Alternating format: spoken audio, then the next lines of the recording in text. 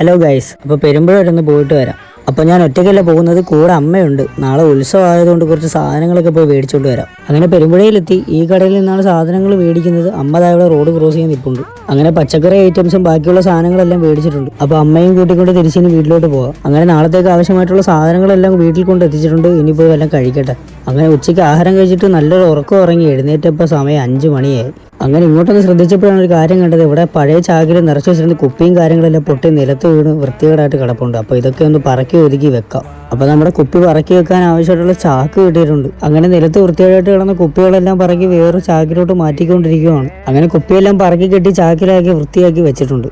അങ്ങനെ വൈകുന്നേരം കുളിച്ച് റെഡിയായിട്ട് അമ്മയും കൊണ്ട് നേരെ ഇളമ്പള്ളൂർ അമ്പലത്തോട്ട് പോവുകയാണ്. അങ്ങനെ ഞാനും കൂട്ടുകാരനും അമ്മയും കൂടിയാണ് ഇളമ്പള്ളൂർ അമ്പലത്തോട്ട് പോയിക്കൊണ്ടിരിക്കുന്നത്. അങ്ങനെ ഞങ്ങൾ അമ്പലത്തിലെത്തി. എന്താ ഒരു തിരക്ക്! ഇന്ന് 9ാം ഉത്സവമാണ്. ഇത്രയും തിരക്ക് പ്രതീക്ഷിച്ചില്ല. ഗാനമേള എന്തൊക്കെ നടക്കുന്നുണ്ട്. അങ്ങനെ അമ്പലത്തിന്റെ ഫ്രണ്ടിലെത്തി. അമ്മയെ പറഞ്ഞ് അമ്പലത്തിലോട്ട് വിട്ടിട്ട് ഞാനും എൻ്റെ കൂട്ടുകാരനും കൂടി വെളിയിൽ തന്നെ നിൽപ്പുണ്ട്. അമ്മ തൊഴുവാനായിട്ട് അകത്തോട്ട് പോയി. അങ്ങനെ അമ്മ തൊഴുത് കഴിഞ്ഞ് വന്നു. ഇനി നമുക്ക് വെളിയിലോട്ട് പോവാം.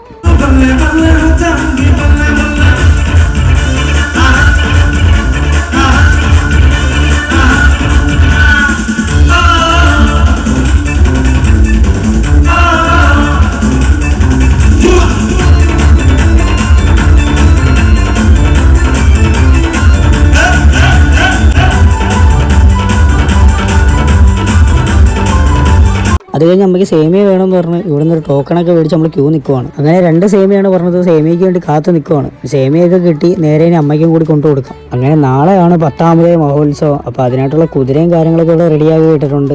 അമ്മ ഇവിടെ നിന്ന് സേമിയ ആസ്വദിച്ച് കുടിച്ചുകൊണ്ട് നിൽക്കുവാണ്.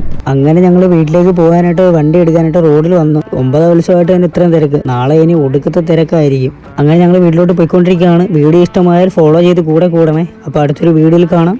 ബൈ. വാനില ചെടിയേ വാനില ചെടിയേ